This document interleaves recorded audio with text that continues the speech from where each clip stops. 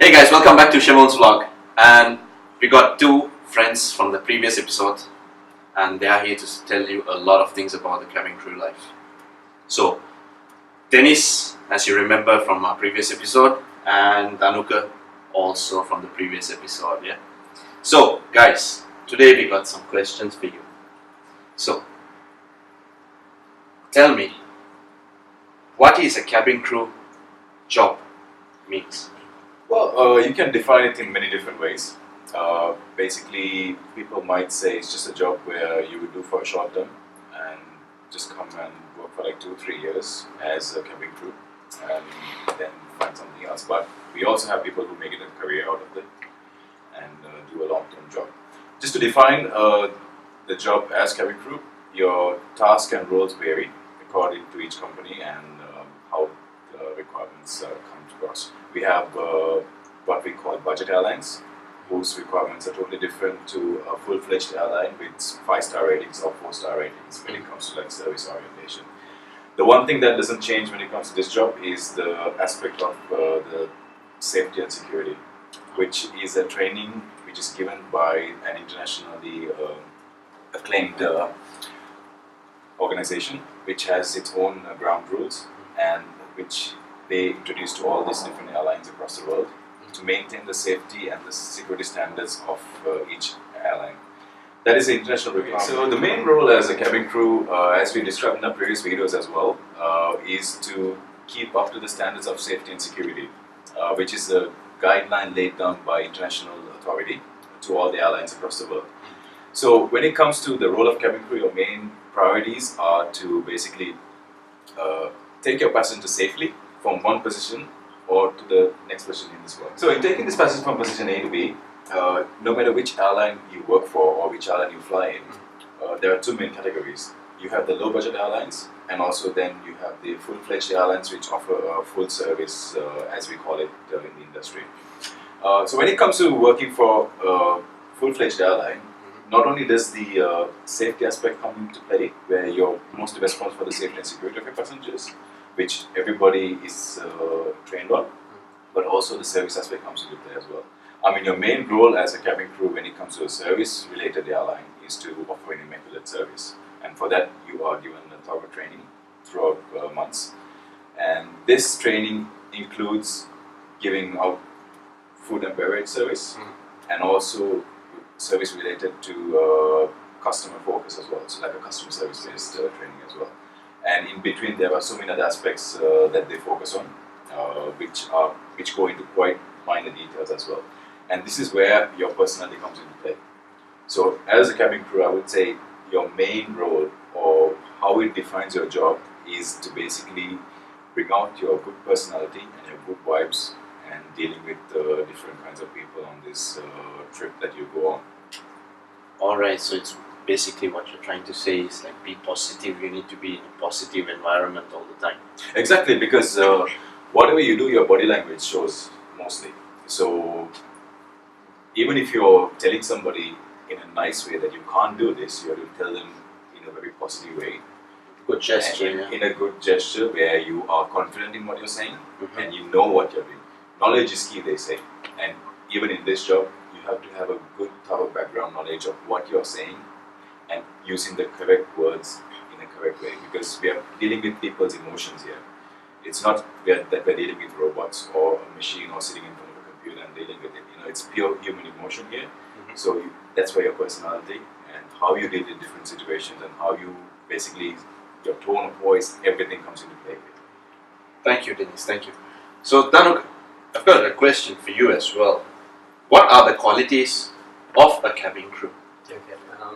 To answer that question, Siobhan, I would think first of all you need to be adaptable, because if we were to talk about the international arena, you are exposed to so many cultures, so many personalities, and you need to be adaptable for all those cultures, personalities, as well as your colleagues. So that is there, and then you need to be very punctual person. In this industry, there's a famous saying which says, "On time is late," which means if you need to be there at 9:30, being there at 9:30 is considered late. You need to be early. You need to be always an early bird. And you need to be organized well. You need to organize your rest properly. You need to manage your lifestyle, because this job allows you to explore and gain so many benefits, yet at the same time it's physically as well as mentally very demanding.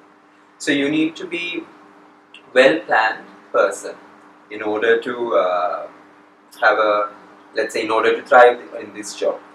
And apart from all that, you need to be genuinely a kind person, a willing to help.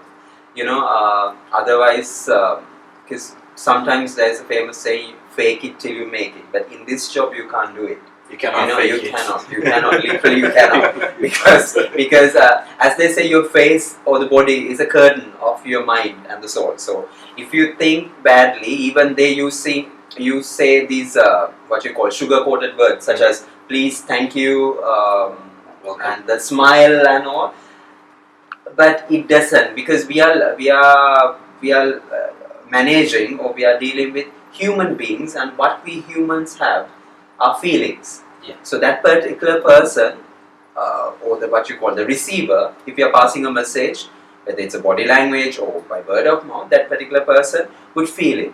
So you are liaising with those feelings. This particular occupation is all about set of fragile people taking care of another set of fragile people. As you know, we humans have feelings. So it's all about dealing with those feelings. And as Dennis correctly said, our priority is safety and security. But at the same time, we can have a safe and secure aircraft till where we have a set of people who are in correct mindset until. So I would say, first of all, you need to love people. You need to be caring. You have to be empathetic, kind, and in that, when you are kind, you shouldn't be judgmental as well. So you need to be open for cultures. In some cultures, it's very correct still to use your hand to eat. In some cultures, we use fork and knife. Yes. And in some cultures, we don't say please and thank you. Yeah. But in some cultures, it is a must, and it is sort of considered as polite if you say thank you, please, etc., etc. So all these things matter. So you need to have a very open mind. And in terms, sorry for interrupting. So what if I talk about the attitude over here, the word attitude itself? So as you know, attitude can be both positive and negative. There's no place for negative attitude in this industry. You need to have very positive attitude, I would say. So smile takes you a long way. Yeah. And in this industry, like any other industry, you can do mistakes. Yet you should be open for those corrections. You should be open for those feedback. And as they say, humans do mistakes, but mistakes cannot be repeated. And or some people say people who work do mistakes, but mistakes cannot be repeated. Likewise. So likewise, you need to be open for feedback, and you need to be a very punctual person. Because in this industry, people say on time is late, which means if you need to be at 9:30, you need to be at least there 9:29, before 9:29. And after joining this job only, I realized how many actions can be performed in 5 seconds. My God, the things that we do, like in 5 minutes, it's enormous. Like for me nowadays, the 5 minutes is like a huge deal. Before that, it wasn't the case, So likewise, and be kind, and some says make it, but fake it till you make it. But I don't agree with that, honestly. You need to be genuinely that person who's kind, empathetic, open for new ideas, and open to new people, and smiling. Always smiley person, and smiling is a universal language. So if you have those qualities, if I were to put it in a nutshell: punctuality, empathy, open for new ideas, open for basically cosmopolitan world, Cosmic world. because now the whole world is like a village, as they And plus, say, you guys are working for an international airline as well, yeah? yeah, totally. So likewise, then if you are willing to learn, and if you are willing to unlearn also, I think this job suits you, and you will stand a high chance in passing the interview. Alright. Like you, then, coming back to you. Different people has different opinions about cabin crew. Like, what a cabin crew is. So, what do you think about it? Well, I think I'm getting the difficult questions today. So you basically mean the misconceptions Yes. that they have about this role and our lifestyle. Yes. Okay. Interesting question and a huge area to cover. There is a lot. There is work-wise, they have different conceptions about us, and social-wise also, there is a lot of misconceptions about this job. We'll talk about the work-wise. Number one, as two guys here, the whole world thinks this is a job for a female. Yeah, absolutely. I mean, that's the general misconception everybody has, that this is a role where a female, like a good-looking female, you would like to see on board or something like that. But here we are, guys working for one of the leading international airlines, breaking that misconception and performing our duties for so many years now without any issues. So I would say that's the main thing that people think of, that males perform this duty. Yes. Whereas I was pointed out by him today that the first ever cabin crew was a male, which I didn't know before. Yeah, same here. It was brought to my attention by him today. That people focus on is that this job is a very glamorous job, which I don't argue. It is a glamorous job where you are basically the image of whatever company you work for and represent them. But don't forget, there's another side to this glamour as well. A lot of you might agree. How many toilets have we cleaned? Yes. So yeah, no matter how much makeup you put on or how good you look, when that thing goes bad, you gotta go there and clean that thing. So this is a misconception, and this is something that people don't really see day to day, how much effort we put in to keep that aircraft clean. And even if we do a meal service, we gotta clean all the trays, and you never know what's gonna end up there. Yeah. It could be tissues somebody used, some biohazard, so we have to be really protective and pay attention to detail in clearing this stuff. Because at the end of the day, we're handling food. Yeah. So it's important that we keep our hygiene levels as well as the hygiene levels of the aircraft as well. Sure. Because we can't let anything get contaminated at the end of the day. That's going to lead into other problems where people are going to get sick. And that leads to the other part that I want to come to. We are not just there to serve a meal and just slave from you, or serve a drink and just make you enjoy your flight. Yes. We are there to look after you at the end of the day.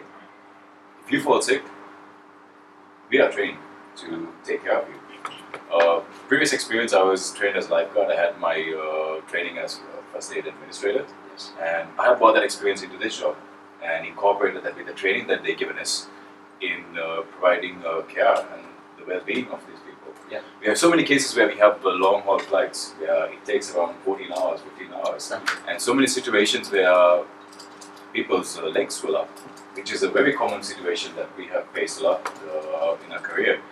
And you got to know what to do in this situation, and you got to know how to diagnose this sickness and identify it at the first stage itself rather than escalating it. So most of the people who are looking from the outside don't, because these scenarios don't happen on a day-to-day basis. So if you travel, say, once in a while or once a week, or even once a month or something like that, you might not experience all these situations or see us in action doing all these things. Yeah. I mean, you only see that little bit. Another interesting thing that people think about is that we are wild. That's in the sense, like a taboo, it's a taboo, actually. Exactly said, it's a taboo.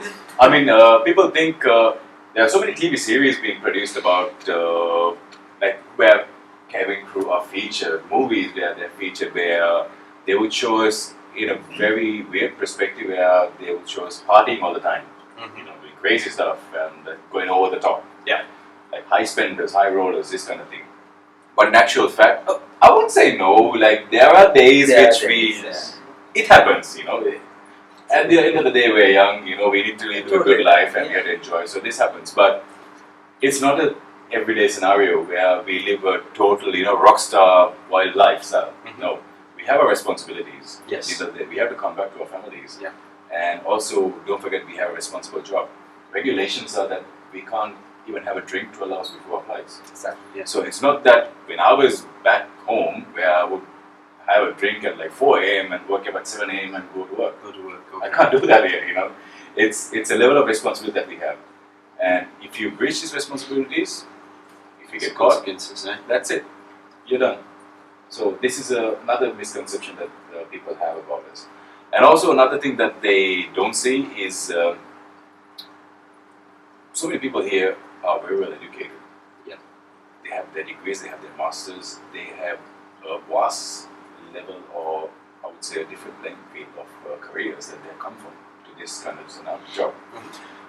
Many people just see us as a waiter who just serves a meal and just gets away with it. But no, there's a huge backstory to everybody. Everybody has their own area of expertise, and most of the time in interviews they actually focus on this expertise and hire us for those expertise. Yeah. So it's not just they're going to look and see, oh, can you say this and please a person? No, they check which area you come from and then how you can incorporate that into this job. Yes. So that's something that people don't see, and we wish people see, and treat us for who we are individually, rather than just a person with a nice uniform, Yeah. just serving them a meal. So that's basically our misconception. There is so many others that we would like to talk to, but yeah, These are like these the are general basic ones that we have to go through. Yeah. Oh, thanks for sharing it, Dennis, with us. To add on to that point, Dennis, Yeah.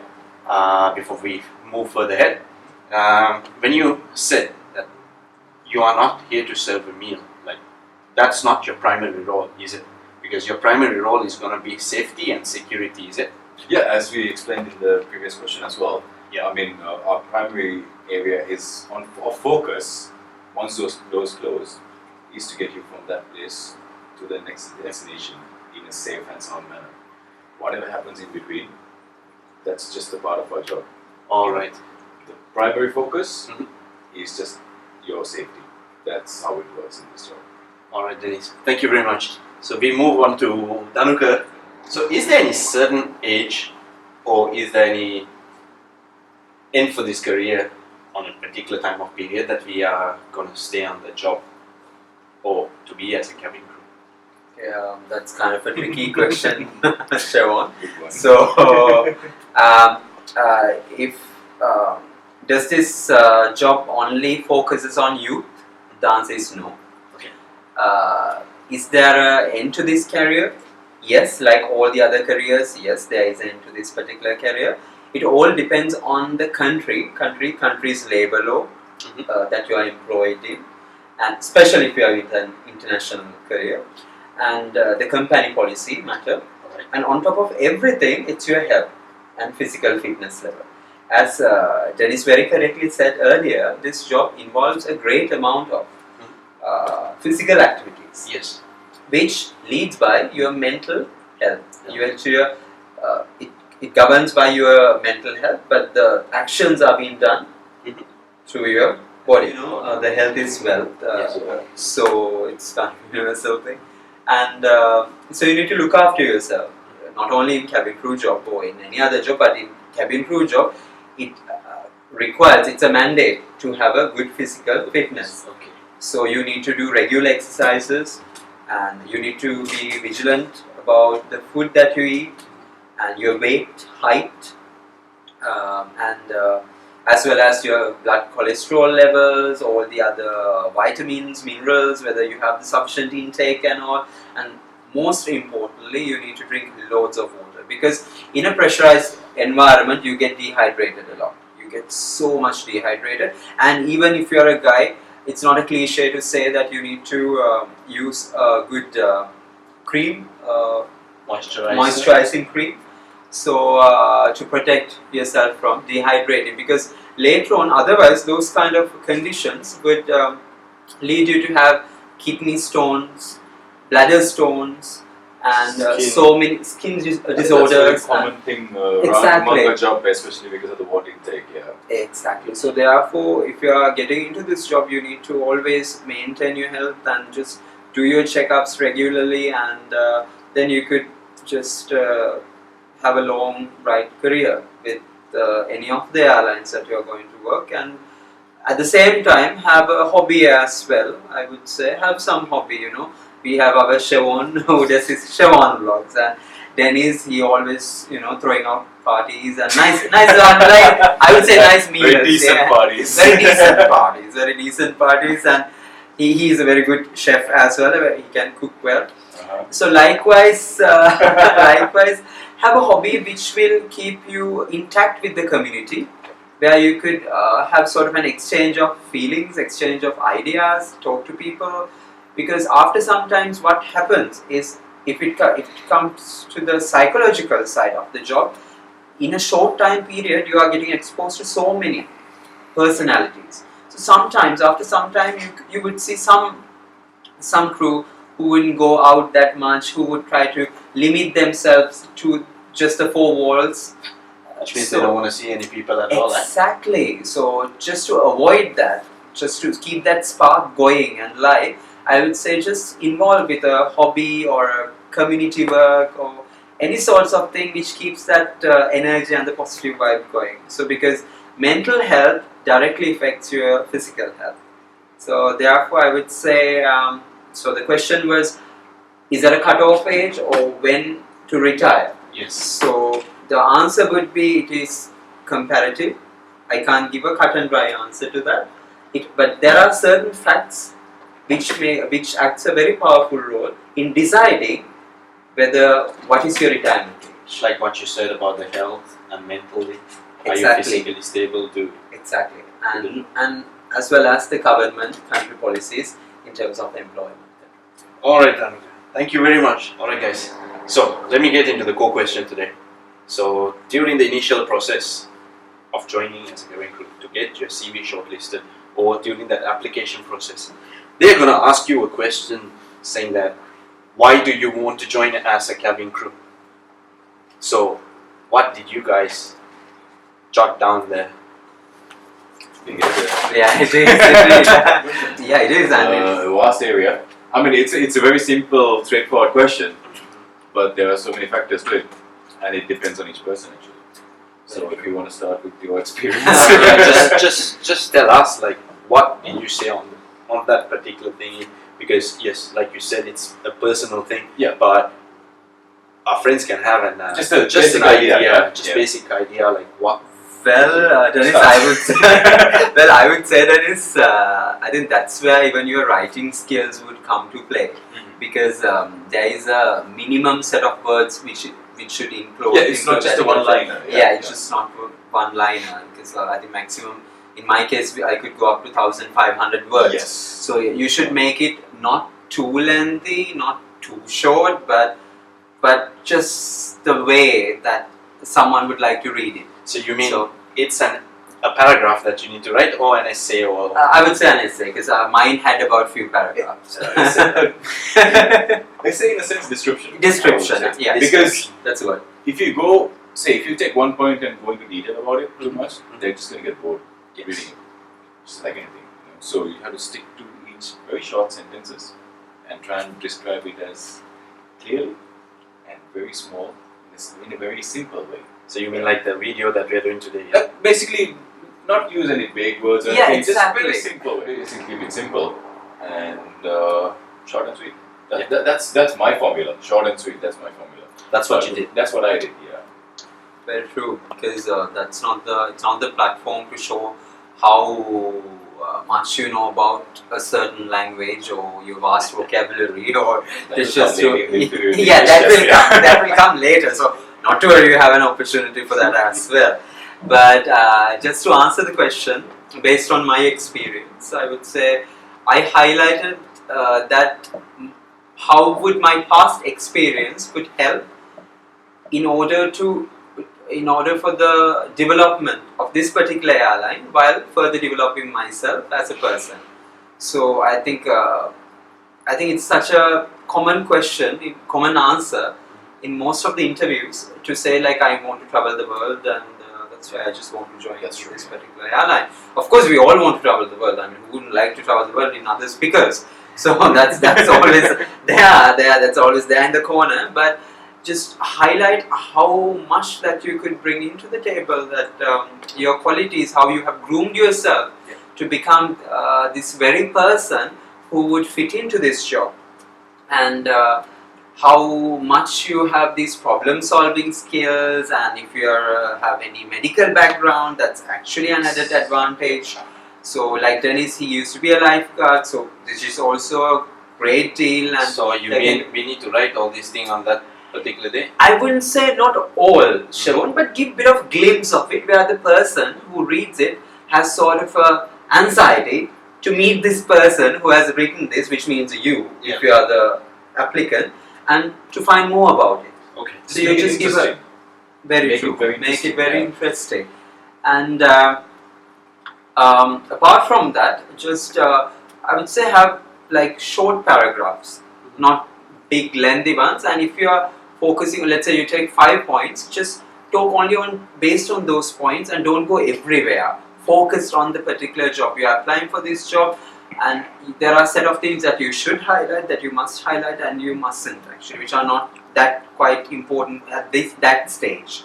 So likewise, prioritize your things while writing it. So in my case, I was involved with this aviation field, so I was writing so and so and so aviation, under the aviation field, so and so areas I have covered, and I'm so looking forward to understand and further discover the beauty of this particular core product, because it can be the marketing department, sales department, ticketing, HR, or the other all sorts of departments in a company would be working in an airline, I would say, working towards operating a full flight. So how would it be like to be in that particular full flight and experience that and deliver that particular service or the airline's brand promise more kinesthetically to that particular person? So that was my sort of answer. I'm pretty sure Dennis had something different to it. As again, different personalities, Exactly. different way you look at it. For me personally, I looked at it as, and the best thing about this is you have time to think about it, and you have time to think about it right. It's not like you're facing somebody else and just talking to that person. You have time to sit, relax, clear your mind, make a structure, and then explain it. I mean, for me personally, I touched upon points, as you said earlier. To get something back, you have to give something back. So, if you want to travel, Works on both the sides. exactly, yeah. So you have to show them how, as you said earlier, what you're going to offer, what you're going to give to the table for them. Yeah. You basically have to give your all to get whatever they're offering. So I had to highlight my strengths. That was the main thing. Everybody has weaknesses, but you don't need to highlight those. It's all about a game of strengths here. Okay. So whatever your areas of expertise are, you have to point them out and say why you need to take me in. This is what I can bring to the table. And that's where your knowledge and your research about this job role comes into play. Because there are different topics that we have spoken about and given you an idea as to what we do on board. So this will give an idea to construct this answer and give them the best of you and what you have to offer. I mean, they're not going to look at huge, descriptions of who you are and what you are and you're a famous person. No, that doesn't matter. It's all about what you bring to the table and what you offer them. That's just putting it in a nutshell. Yeah, exactly. To add something also, Dennis, because they are on board, there are situations which arises which we haven't experienced before. Yeah, so they would actually, a panel would look for your sort of instant thinking, problem solving, Yes. and being much more realistic and practical than theoretical, because there can be manuals after manuals after manuals. But if you... It's the human touch that matters at the end. Yeah. Exactly. So likewise, how sensible person you are. So you need to show that also in that particular essay or description which you are writing. And saying all this, the difficult part about is keeping it short and simple. You have a limited space there, and how you're going to manage this is up to you. It depends on how you look at it. There is no clear-cut answer like the question about the age. It's all about how you interpret yourself and how you market yourself to them. Alright. And this is not even the place where they look at it. It's how they check. Okay, what has he written? Is he interested enough to get this job? It's that kind of simple. Yeah, exactly. And what I did was, when I was writing this, the answer for this question, since we have time, we are not doing it live. Of course, yeah. So I first drafted my answer in MS Word, Microsoft Word, and then you can do everything, right? You can do spell check, edit, etc., etc., etc. Then you could cut paste it to that particular area, and even after cut paste it, please do go through at least once to see whether the spaces and the commas and full stops and the paragraphs, whether those are being set in the right format. So that's what I did. You can't go wrong with this because you have time to work on it. Exactly. So that's Exactly. the That's main the thing. point that you have to focus on. Yeah. So guys, in between, to interrupt you guys, like there's something called search engines, right? So I'm sure most of people might tempted to do it in an easy way, you know, like just go copy and paste, just put it down there. So will it that really help, or like taking someone's idea and just putting down on the application and just submit it in, and which means that basically it's not who you are, but you just took it. I would say not at all in my. I mean, it's like you can get influence. Exactly. You Yeah, can get an idea how to write it, how to construct it, But not to. But not not to copy just that cut same paste thing. No, the same. no. Because if that very person found it through the engine by just copying half of that particular paragraph into that web engine, that shows very you. interviewer also can find the same thing, and from the first point itself, that particular person would get eliminated. And the other problem is when you go for an interview, you copy this. That's not you. They are going to see, oh, look, what has he written? And this is not that person, how he described himself. Very true. Even if So, you pass the first initial exactly. stage, yeah. When you come to the final, they'll be looking at like, you described this and you're a completely different person. So, it doesn't work. It doesn't happen. So guys, You it's can get always inspiration, but not Yeah. copy paste. No way. that's why guys, it's always best for you to do what you are or who you are. Just put it down on that, rather copying or just getting your like a bad rep for yours, like the application that you guys. Thank you for sharing your knowledge with us. Thanks for having us today.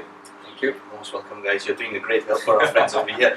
At the same time, we'll be coming with a new episode, like how is the interview process going on for the next. Alright guys, until next time, see you later. Don't forget to subscribe and like Shivan's vlogs and follow our videos.